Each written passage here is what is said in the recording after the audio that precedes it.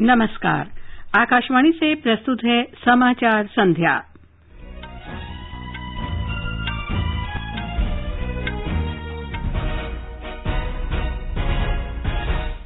भीषण चक्रवाती तूफान ताउते के आज रात पोरबंदर और महुआ के बीच गुजरात तट को पार करने की संभावना।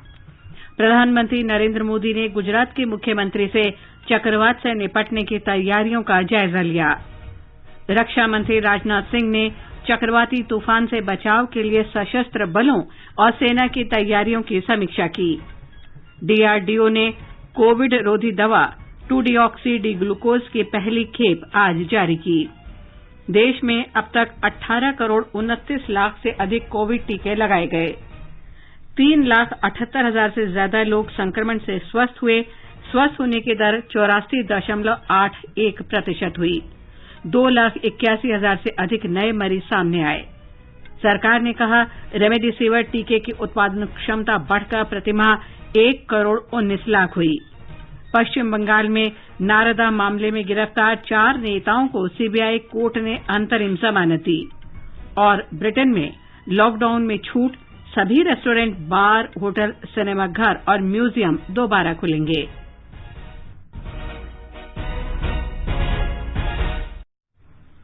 समाचार संध्या में विशाल शर्मा के साथ मैं लवलीन निगम। कोरोना संक्रमण को देखते हुए सभी श्रोताओं से अपील है कि लापरवाही न बरतें, सभी एहतियाती उपायों का पालन करें और पहला टीका लगवा चुके 45 वर्ष से अधिक उम्र के लोग सही समय पर दूसरा टीका लगवाएं। 3 आसान उपायों का पालन करें और सुरक्षित रहें। मास्क लगाएं, 2 गज की सुरक्षित दूरी बनाए रखें, बार-बार हाथ धोएं और साफ सफाई रखें। और अब समाचार विस्तार से। तूफान ताउते ने भीषण चक्रवाती तूफान का रूप ले लिया है। ये आज रात 11 बजे तक पोरबंदर और महुआ के बीच गुजरात तट को पार कर सकता है। मौसम विभाग के अनुसार इसके उत्तर पश्चिम दिशा में बढ़कर आज गुजरात तट को पहुंचने की संभावना है। ये चक्रवात 155 से 165 किलोमीटर प्रति घंटा की रफ्तार के साथ गुजरात तट को पार करेगा। इसकी रफ्तार बढ़कर 185 किलोमीटर प्रति घंटा हो जाएगी। प्रधानमंत्री नरेंद्र मोदी ने गुजरात के मुख्यमंत्री विजय रूपाणी से फोन पर बातचीत में स्थिति का जायजा लिया। आधिकारिक सूत्रों के अनुसार मुख्यमंत्री विजय रूपाणी ने प्रधानमंत्री को चक्रवात के असर को कम करने के लिए राज्य की तैयारियों के बारे में जानकारी दी। प्रधानमंत्री मोदी ने तूफान से निपटने में केंद्र की ओर से गुजरात को हर संभव मदद की पेशकश की। इस बीच केंद्र ने जरूरी होने पर वायुसेना, नौसेना और थल सेना को मदद करने को कहा है।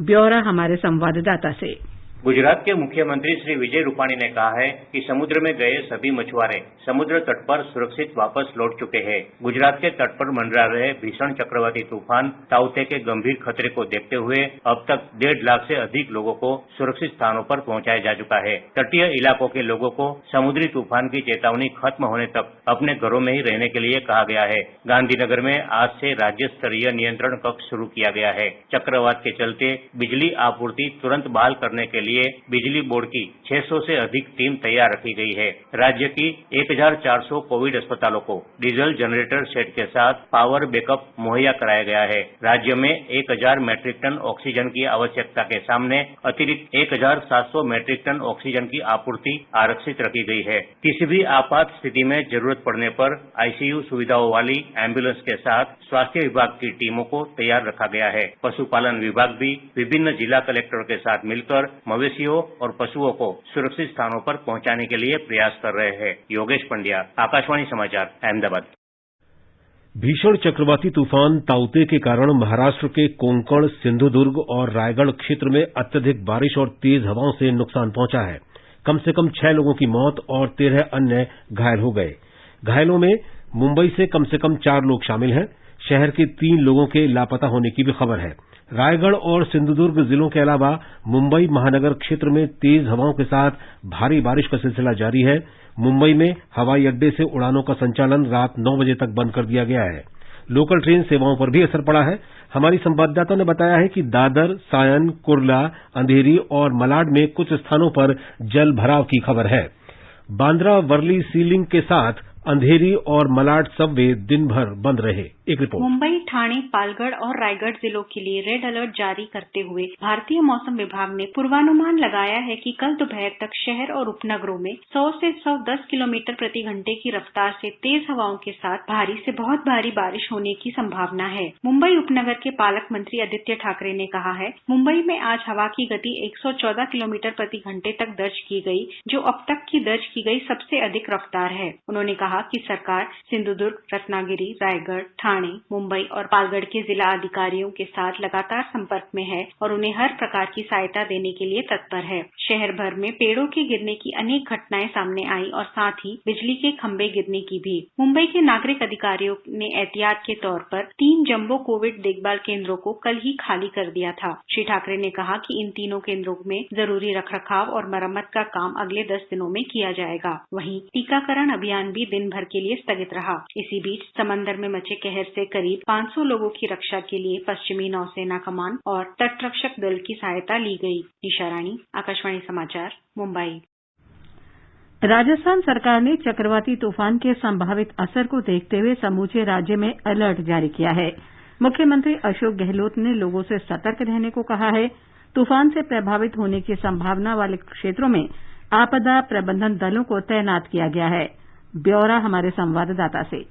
चक्रवाती तूफान ताउते के कमजोर होकर कल रात राज्य के दक्षिणी पश्चिमी हिस्सों में प्रवेश करने की संभावना है। मौसम विभाग ने डूंगरपुर, सिरोही, उदयपुर, जालोर तथा पाली जिलों में 50 से 60 किलोमीटर प्रति घंटे की रफ्तार वाली तेज हवाओं के साथ भारी बारिश का रेड अलर्ट जारी किया है। इसके अलावा प्रदेश के ज्यादातर जिलों में अगले 3 दिनों तक चक्रवात का असर बना रहेगा। इस बीच प्रशासन ने पूरे राज्य में कोविड रोगियों के लिए ऑक्सीजन की निर्बाध आपूर्ति तथा सभी अस्पतालों में आपातकालीन स्थिति में बिजली की आपूर्ति करने की भी व्यापक योजना बनाई है। आज कई जिलों में संभावित स्थिति से निपटने के लिए मॉक ड्रिल भी किया गया। जितेंद्र द्विवेदी, आकाशवाणी समाचार, जयपुर। रक्षा मंत्री राजनाथ सिंह ने चक्रवात ताउते से उत्पन्न स्थिति से निपटने के लिए सशस्त्र बलों और नागरिक अधिकारियों द्वारा प्रदान की जा रही सहायता और तैयारियों की समीक्षा बैठक की। बैठक में प्रमुख रक्षा अध्यक्ष विपिन रावत, रक्षा सचिव डॉक्टर अजय कुमार, तीनों सेनाओं के प्रमुख और अन्य वरिष्ठ अधिकारी उपस्थित थे।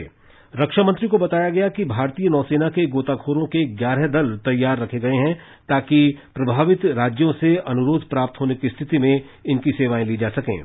नौसेना के 3 पोतों को प्रभावित क्षेत्रों में तत्काल सहायता और राहत सामग्री पहुंचाने के लिए तैयार रहने को कहा गया है। नौसेना के समुद्री टोही विमान लगातार मछुआरों को चक्रवात की चेतावनी दे रहे हैं।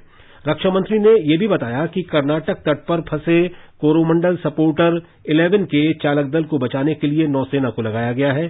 गोवा में नौसेना के एयर स्टेशन से एक और हेलीकॉप्टर चालक दल के लापता सदस्यों की तलाश में सहायता कर रहा है। भारतीय वायुसेना ने एनडीआरएफ के कर्मियों और सामग्री को अहमदाबाद पहुंचाने के लिए भी विमान तैनात किया है।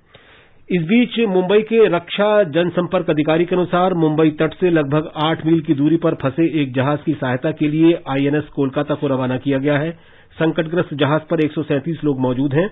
इसके अलावा आईएनएस कोच्चि और आईएनएस तलवार को भी बॉम्बे हाई स्थित तेल क्षेत्र में संकट में फंसी नौका को बचाने के लिए भेजा गया है। इस नौका पर 273 लोग सवार हैं। रेलवे ने किसी भी आकस्मिक स्थिति से निपटने के लिए दुर्घटना राहत ट्रेनों और चिकित्सा राहत वैन को हाई अलर्ट पर रखा है। रेल मंत्रालय ने कहा है कि संवेदनशील खंडों में विशेष निगरानी रखी जा रही है। हवा की गति पर लगातार नजर रखने के साथ साथ ट्रेनों की रफ्तार भी नियंत्रित की जा रही है। बदलते मौसम की स्थिति को ध्यान में रखते हुए कुछ यात्री ट्रेनों को अस्थायी रूप से रद्द भी कर दिया गया है। ये समाचार हमारी वेबसाइट newsonair.com/hindi और हमारे mobile app news on AIR पर भी उपलब्ध हैं। चलो मिलकर एक शुरुआत करें, चलो एक फैसला आज करें, मास्क नहीं तो टोकेंगे, कोरोना को रोकेंगे, चलो एक इरादा करते हैं, चलो खुद से वादा करते हैं, मास्क नहीं तो टोकेंगे, कोरोना को रोकेंगे। समाचार संध्या में आपका फिर स्वागत है। कोविड रोगियों के लिए 2-डीऑक्सी डी ग्लूकोज दवा आज रक्षा मंत्री राजनाथ सिंह और स्वास्थ्य मंत्री डॉक्टर हर्षवर्धन ने जारी की। रक्षा अनुसंधान और विकास संगठन डीआरडीओ ने डॉक्टर रेड्डीज लैब के साथ मिलकर इस दवा को विकसित किया है। मंत्री ने कहा कि कृपया इसको दोबारा सुन लें। मंत्री ने कहा कि 2DG दवा आत्मनिर्भरता की दिशा में मील का पत्थर है। ड्रग जिसका यह इजाद हुआ है, यह आशा और उम्मीद की एक नई किरण लेकर आया है। यानी हमारे देश के सामने यदि बड़ा से बड़ा चैलेंज आए तो हमारे वैज्ञानिकों के अंदर वह क्षमता है, वह ताकत है कि उसका मुकाबला वह कर सकते हैं। और जो यह ड्रग का इजाद किया गया है, मैं समझता हूं कि हमारे देश के वैज्ञानिकों की एक जो साइंटिफिक कैपेबिलिटी है, उसकी भी एक मिसाल है। श्री सिंह ने कहा कि इससे कोविड रोगियों को ऑक्सीजन सपोर्ट पर रखने की आवश्यकता 40% कम हो जाएगी। उन्होंने कहा कि आवश्यक चिकित्सकीय उपकरणों, ऑक्सीजन, बिस्तरों और दवाओं की कोई कमी नहीं है। देश में ऑक्सीजन के उत्पादन में उल्लेखनीय वृद्धि हुई है। रक्षा मंत्री ने कहा कि महामारी के दौरान आवश्यक वस्तुओं की सहायता उपलब्ध कराने में सेना निरंतर प्रयास कर रही है। डॉक्टर हर्षवर्धन ने कोविड रोधी दवा को विकसित करने के लिए डीआरडीओ तथा डॉक्टर रेड्डीज लैब के वैज्ञानिकों के प्रयासों की सराहना की। आज का दिन हम सबके लिए सबसे ज्यादा सुखद अनुभूति का दिन है, क्योंकि कोविड की जंग तो 1 साल से ज्यादा समय से हम लोग लड़ रहे हैं, लेकिन इस 1 साल से ज्यादा लंबी जंग में जहां भारत की तरफ से वैज्ञानिकों के माध्यम से वैक्सीन को डेवलप भी किया गया, वैक्सीन को देश के लिए उपलब्ध भी कराया गया, लेकिन शायद भारत के वैज्ञानिकों के द्वारा डीआरडीओ के सहयोग से हमारे आदरणीय राजनाथ सिंह जी के नेतृत्व में ये शायद हमारी पहली इंडिजिनस रिसर्च के आउटकम के तहत दवा है जो सीधे सीधे कोविड के वायरस के प्रकोप को पूरे वैज्ञानिक दृष्टिकोण से कम करने का पूरा पोटेंशियल रखती है। डॉक्टर हर्षवर्धन ने बताया कि कोरोना वायरस को बढ़ने से रोकने में ये दवा काफी हद तक प्रभावी है। उन्होंने कहा कि सरकार देश में स्वास्थ्य संबंधी बुनियादी ढांचे को लगातार सुदृढ़ कर रही है। देश में प्रेशर स्विंग एब्जॉर्प्शन संयंत्र लगाने के प्रयास किए जा रहे हैं और ये काम 2 से 3 महीनों में पूरा कर लिया जाएगा। देश में कोरोना संक्रमण के मामलों में लगातार गिरावट आ रही है। 26 दिन के अंतराल के बाद देश में पिछले 24 घंटों में 3 लाख से कम नए मरीज सामने आए हैं। स्वास्थ्य मंत्री डॉक्टर हर्षवर्धन ने आज 26 मंत्रियों के समूहों की बैठक में बताया कि इस समय 35,16,000 से अधिक मरीजों का उपचार चल रहा है। Today we have 35,16,997 active cases in the country, and for the first time after almost 26 days we have seen cases less than 3 lakhs. पिछले 24 घंटों के दौरान 2,81,386 नए रोगियों की पुष्टि हुई है। इसके साथ ही स्वस्थ होने की दर 84.81% तक पहुंच गई है। कल 3,78,000 से अधिक रोगी स्वस्थ हुए। अब तक 2,11,00,000 से अधिक मरीज स्वस्थ हो चुके हैं। कल 4,106 लोगों की मौत के साथ मरने वालों की संख्या 2,74,390 हो गई है। इस बीच देश में अब तक 18,29,00,000 से अधिक टीके लोगों को लगाए जा चुके हैं। इनमें से 14,11,00,000 से अधिक लोगों को टीके की पहली खुराक और 4,17,00,000 लोगों को दोनों खुराक दी जा चुकी हैं। डॉक्टर हर्षवर्धन ने बताया कि देश में दिसंबर के अंत तक 2 अरब कोविड टीके उपलब्ध हो जाएंगे और 18 वर्ष से ऊपर के आयु वर्ग के लोगों के लिए पर्याप्त मात्रा में टीके उपलब्ध रहेंगे। सरकार ने कहा है कि रेमडेसिविर की उत्पादन क्षमता प्रति माह 38 लाख शीशियों से बढ़ाकर 1,19,00,000 शीशियां कर दी गई हैं। रसायन और उर्वरक मंत्रालय ने बताया है कि औषधि विभाग ने कोविड की दवाओं की उपलब्धता, उत्पादन और आपूर्ति की निगरानी पिछले महीने से तेज कर दी है। रेमडेसिविर के लाइसेंस प्राप्त सभी 7 स्वदेशी विनिर्माताओं को इसका उत्पादन तेजी से बढ़ाने को कहा गया है। सरकार और निर्माता कंपनियों के मिलेजुले प्रयासों से इनका उत्पादन बहुत अधिक बढ़ा दिया गया है। पिछले महीने की 11 तारीख से रेमडेसिविर के निर्यात पर रोक लगा दी गई है। मंत्रालय ने राज्यों को इस महीने की 23 तारीख तक के लिए 76 लाख इंजेक्शन आवंटित किए। इससे पहले केंद्र सरकार ने 1,31,00,000 इंजेक्शन राज्यों को उपलब्ध कराए थे। कर्नाटक को केंद्र से रेमडेसिविर की 4,25,000 शीशियों की खेप कल प्राप्त हो गई। रसायन और उर्वरक मंत्री डीवी सदानंद गौड़ा ने बताया कि केंद्र सरकार ने 21 अप्रैल से अब तक राज्यों को रेमडेसिविर की 76 लाख इंजेक्शन की आपूर्ति की है। कर्नाटक को 10 लाख इंजेक्शन दिए गए हैं। प्रधानमंत्री नरेंद्र मोदी ने आज वीडियो कॉन्फ्रेंसिंग के जरिए देश भर से कुछ डॉक्टरों से बातचीत की और कोविड से संबंधित स्थिति पर चर्चा की। उन्होंने कोविड की दूसरी लहर की असाधारण परिस्थितियों में इससे प्रभावी रूप से निपटने की मिसाल पेश करने के लिए समूचे चिकित्सा और औषधि जगत को धन्यवाद दिया। प्रधानमंत्री ने कहा कि समूचा देश इन सब का ऋणी है। उन्होंने कहा कि कोविड नमूनों की जांच, दवाओं की आपूर्ति और अत्यधिक कम समय में नए बुनियादी ढांचे की स्थापना जैसे सभी कार्य तेज गति से किए गए। ऑक्सीजन उत्पादन तथा आपूर्ति की चुनौती से भी मुस्तैदी से निपटा गया। रक्षा मंत्री राजनाथ सिंह ने कोविड की दूसरी लहर से निपटने में सैन्य बलों, रक्षा अनुसंधान तथा विकास संगठन डीआरडीओ और अन्य रक्षा संगठनों के प्रयासों की समीक्षा की है। डीआरडीओ द्वारा विभिन्न राज्यों में विशेष कोविड अस्पतालों की स्थापना, सेना के अस्पतालों में अतिरिक्त बिस्तरों की व्यवस्था, प्रधानमंत्री केयर्स फंड से प्रेशर स्विंग एब्जॉर्प्शन ऑक्सीजन संयंत्रों की आपूर्ति और डॉक्टरों तथा अन्य चिकित्सा पेशेवरों की संख्या में वृद्धि पर प्रमुखता से चर्चा की गई। डीआरडीओ के अध्यक्ष डॉक्टर जी सतीश रेड्डी ने बताया कि दिल्ली, लखनऊ, वाराणसी, अहमदाबाद और पटना में बनाए गए अस्पताल रोगियों को चिकित्सा सेवाएं उपलब्ध करा रहे हैं।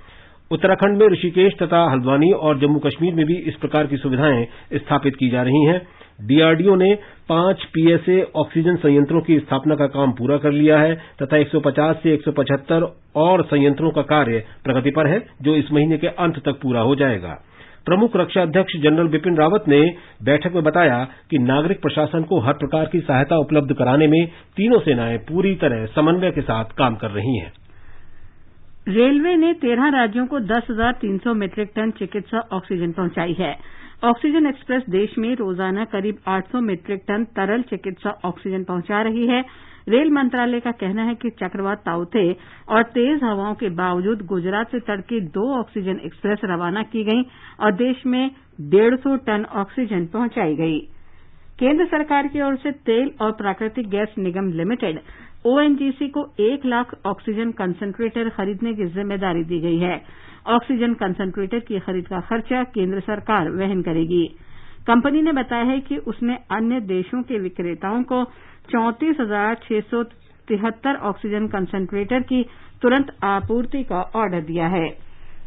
अंतर्राष्ट्रीय सहायता को जल्द मंजूरी दी जा रही है और इसे राज्यों तथा केंद्र शासित प्रदेशों को भेजा जा रहा है।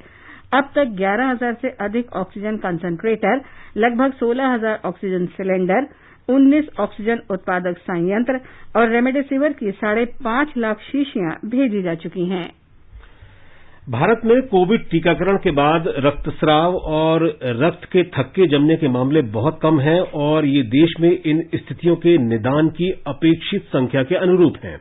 राष्ट्रीय एईएफआई यानी प्रतिरक्षण के बाद प्रतिकूलता समिति ने स्वास्थ्य मंत्रालय को सौंपी रिपोर्ट में ये बात कही है। कुछ देशों में टीकाकरण के बाद एम्बोलिक और थ्रोम्बोटिक घटनाओं पर अलर्ट जारी किए गए हैं। ऐसा विशेष रूप से एस्ट्राजेनेका ऑक्सफोर्ड वैक्सीन के मामले में किया गया है। भारत में इसे कोविशील्ड के नाम से जाना जाता है।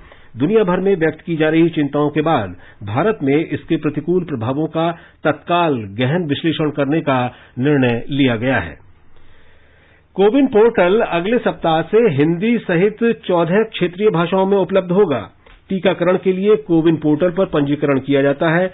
पोर्टल पर लाभार्थियों के पंजीकरण, टीकाकरण केंद्र आवंटन, लाभार्थियों को संदेश भेजने सहित कोविड टीकाकरण कार्यक्रम से जुड़ी प्रत्येक जानकारी उपलब्ध कराई जा रही है। टीकाकरण के लिए कोविन पोर्टल www.cowin.gov.in पर पंजीकरण किया जा सकता है। आगे बढ़ने से पहले मुख्य समाचारों पर एक नजर। भीषण चक्रवाती तूफान ताउते के आज रात पोरबंदर और महुआ के बीच गुजरात तट को पार करने की संभावना। प्रधानमंत्री नरेंद्र मोदी ने गुजरात के मुख्यमंत्री से चक्रवात से निपटने की तैयारियों का जायजा लिया। रक्षा मंत्री राजनाथ सिंह ने चक्रवाती तूफान से बचाव के लिए सशस्त्र बलों और सेना की तैयारियों की समीक्षा की। डीआरडीओ ने कोविड रोधी दवा 2-डीऑक्सी डी ग्लूकोज की पहली खेप आज जारी की। देश में अब तक 18 करोड़ 29 लाख से अधिक कोविड टीके लगाए गए। 3,78,000 से ज्यादा लोग संक्रमण से स्वस्थ हुए। स्वस्थ होने की दर 84.81% हुई। 2,81,000 से अधिक नए मरीज सामने आए। सरकार ने कहा, रेमडेसिविर टीके की उत्पादन क्षमता बढ़कर प्रतिमाह 1 करोड़ 19 लाख हुई। पश्चिम बंगाल में नारदा मामले में गिरफ्तार 4 नेताओं को सीबीआई कोर्ट ने अंतरिम जमानत दी। और ब्रिटेन में लॉकडाउन में छूट, सभी रेस्टोरेंट, बार, होटल, सिनेमाघर और म्यूजियम दोबारा खुलेंगे।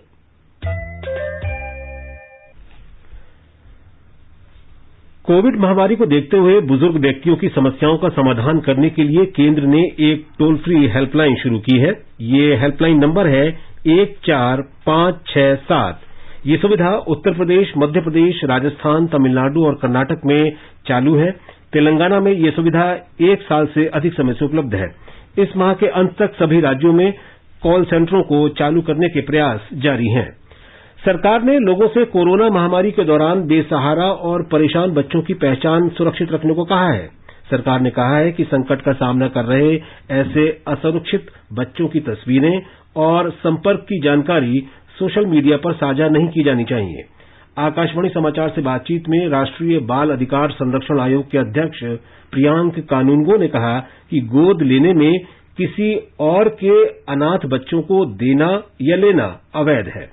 इलीगल तरीके से, अवैध तरीके से, भावनाओं में आकर बच्चों को अवैधानिक रूप से गोद देने के चक्कर में ना पड़े, ये कानूनन अपराध है। इसमें जेल हो सकती है। ऐसे बच्चे भी जिनके परिवार में कमाने वाले सदस्यों की मृत्यु हुई है, हो सकता है पिता की मृत्यु हुई हो, माँ के 7 बच्चे हो, उनको भी सरकार की कई सारी योजनाओं का लाभ मिलेगा, संरक्षण मिलेगा। उन सभी बच्चों की सूचना भी 1098 पर दें, पुलिस को दें, आयोगों को दें, राज्य बाल आयोगों को दें, राष्ट्रीय बाल आयोग को दें, लेकिन प्लीज अपने मन से कोई भी निर्णय ना लें। आकाशवाणी का समाचार सेवा प्रभाग आज रात अपने स्पॉटलाइट कार्यक्रम में भुवनेश्वर से कोरोना योद्धा डॉक्टर अरिजीत महापात्रा का विशेष साक्षात्कार प्रसारित करेगा। उन्होंने 1 महीने की बच्ची गुड़िया के जीवन को कोरोना संक्रमण से बचाया था।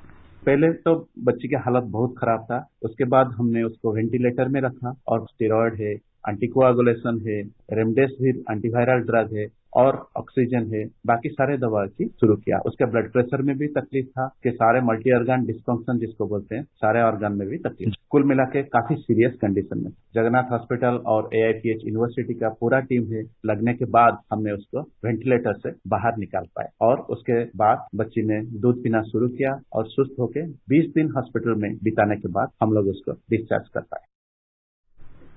ये कार्यक्रम आज रात 9:15 से FM गोल्ड और अतिरिक्त मीटरों पर सुना जा सकेगा।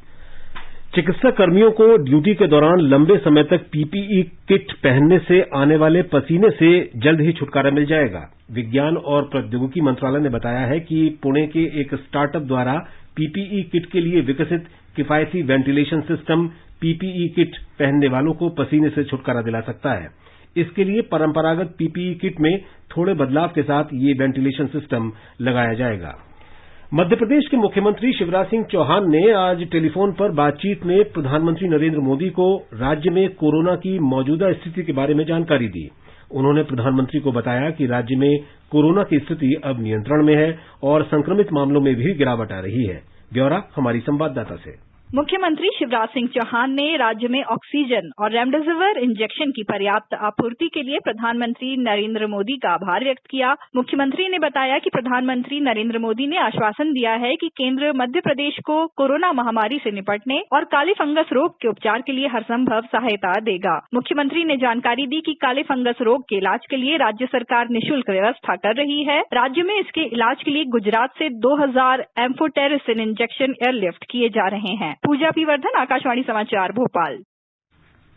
हिमाचल प्रदेश में आशा कार्यकर्ता राज्य के स्वास्थ्य विभाग और कोविड मरीजों के साथ मिलकर घर में पृथकवास के दौरान समन्वय सुरक्षित करने में महत्वपूर्ण भूमिका निभा रही हैं। राज्य में कुल कोरोना रोगियों में से लगभग 90% मरीज होम आइसोलेशन में हैं। छत्तीसगढ़ में भारत इस्पात प्राधिकरण की एक इकाई भिलाई इस्पात कारखाने कोविड रोगियों की आवश्यकता को देखते हुए मेडिकल ऑक्सीजन की आपूर्ति करने में महत्वपूर्ण भूमिका निभा रहा है। उच्च गुणवत्ता युक्त इस्पात के लिए प्रसिद्ध भिलाई इस्पात कारखाने देश के कई राज्यों को ऑक्सीजन की आपूर्ति करके संकट मोचक बन गए हैं। देश लगभग 1 साल से अधिक समय से कोविड महामारी से लड़ रहा है। इस मुश्किल समय में मदद के लिए बड़ी संख्या में लोग आगे आए हैं। ऐसा ही एक उदाहरण इंडिया केयर्स ग्रुप ने पेश किया है। इस ग्रुप से 3000 लोग जुड़े हैं जो स्वतः प्रेरित होकर लोगों की सहायता कर रहे हैं। स्वयंसेवी पुलकित गोयल ने आकाशवाणी से बातचीत में कहा कि इस ग्रुप ने महामारी की पहली लहर में दवाएं और राशन जैसी आवश्यक वस्तुएं उपलब्ध कराकर लोगों की सहायता की। महामारी की दूसरी लहर में ये ग्रुप दवाएं, प्लाज्मा और अस्पताल में बिस्तर उपलब्ध कराकर जरूरतमंदों की मदद कर रहा है। सरकार ने कहा है कि महामारी के बावजूद महात्मा गांधी राष्ट्रीय ग्रामीण रोजगार गारंटी अधिनियम के तहत इस महीने अब तक 1,85,00,000 कामगारों को काम दिया गया है। मई 2019 में दिए गए काम की तुलना में ये 52% अधिक है। इस दौरान देश में मंत्रालय की विभिन्न योजनाओं में प्रगति हुई और इसमें तेजी आई है। पश्चिम बंगाल में केंद्रीय अन्वेषण ब्यूरो सीबीआई की अदालत ने नारदा मामले में गिरफ्तार 4 नेताओं को अंतरिम जमानत दे दी है। सीबीआई के अधिकारी आज सवेरे मंत्री सुब्रत मुखर्जी तथा फिरहाद हाकिम और विधायक मदन मित्रा तथा कोलकाता के पूर्व महापौर सोवन चटर्जी को कोलकाता में जांच एजेंसी की मुख्यालय लेकर गए और उन्हें गिरफ्तार कर लिया। सीबीआई की अदालत ने सीबीआई की दलील नामंजूर कर दी और आरोपियों की जमानत मंजूर कर ली। मुख्यमंत्री और तृणमूल कांग्रेस नेता ममता बनर्जी स्वयं सीबीआई मुख्यालय गईं और वहां 6 घंटे तक रहीं। पार्टी के समर्थकों ने कोविड प्रतिबंधों का उल्लंघन करते हुए समूचे राज्य में विरोध प्रदर्शन किए हैं। राज्यपाल जगदीप धनखड़ ने कानून और व्यवस्था बनाए रखने के लिए उचित कार्रवाई नहीं करने के लिए राज्य प्रशासन की आलोचना की। केंद्र ने जल जीवन मिशन के कार्यान्वयन के लिए चालू वित्त वर्ष में 15 राज्यों को 5,950 करोड़ रुपए से अधिक की राशि जारी की है। जल शक्ति मंत्रालय ने कहा है कि इस वित्तीय वर्ष में जारी होने वाली 4 किश्तों में से ये पहली किश्त है। अन्य 17 राज्यों और केंद्र शासित प्रदेशों से भी धन जारी करने के लिए राष्ट्रीय जल मिशन को अपने प्रस्ताव भेजने को कहा गया है। प्रधानमंत्री नरेंद्र मोदी ने 15 अगस्त 2019 को जल जीवन मिशन की घोषणा की थी, जिसका उद्देश्य 2024 तक प्रत्येक ग्रामीण परिवार को नल के जरिए पेयजल आपूर्ति उपलब्ध कराना है। ब्रिटेन में सभी रेस्तरां, बार, होटल, थिएटर और म्यूजियम जल्द फिर से खुल जाएंगे। ब्रिटेन के प्रधानमंत्री ने कहा है कि अब देश लॉकडाउन से बाहर निकलकर एक नए पड़ाव की ओर बढ़ रहा है। फिलिस्तीनी चरमपंथियों द्वारा दक्षिणी इजराइल के शहरों पर रॉकेट दागे जाने के बाद आज इजराइल ने गजा पट्टी पर दर्जनों हवाई हमले किए। एक सप्ताह से जारी संघर्ष में गजा में ये अब तक की सबसे भारी गोलाबारी थी। इजराइल ने कहा कि उसने चरमपंथी समूह हमास के ठिकानों और कई कमांडरों के घरों को निशाना बनाया। इन हमलों में किसी के हताहत होने की कोई सूचना नहीं है। इस बीच गजा में फिलिस्तीनी अधिकारियों ने कहा कि रात भर हुए हमलों से बिजली आपूर्ति बाधित हुई और सैकड़ों घरों और अन्य इमारतों को नुकसान पहुंचा। और अंत में मुख्य समाचार एक बार फिर। भीषण चक्रवाती तूफान ताउते के आज रात पोरबंदर और महुआ के बीच गुजरात तट को पार करने की संभावना। प्रधानमंत्री नरेंद्र मोदी ने गुजरात के मुख्यमंत्री से चक्रवात से निपटने की तैयारियों का जायजा लिया। रक्षा मंत्री राजनाथ सिंह ने चक्रवाती तूफान से बचाव के लिए सशस्त्र बलों और सेना की तैयारियों की समीक्षा की। डीआरडीओ ने कोविड रोधी दवा 2-डिऑक्सी डी ग्लूकोज की पहली खेप आज जारी की। देश में अब तक 18 करोड़ 29 लाख से अधिक कोविड टीके लगाए गए। 3,78,000 से ज्यादा लोग संक्रमण से स्वस्थ हुए। स्वस्थ होने की दर 84.81% हुई। 2,81,000 से अधिक नए मरीज सामने आए। सरकार ने कहा रेमडेसिविर टीके की उत्पादन क्षमता बढ़कर प्रतिमाह 1 करोड़ 19 लाख हुई। पश्चिम बंगाल में नारदा मामले में गिरफ्तार 4 नेताओं को सीबीआई कोर्ट ने अंतरिम जमानत दी।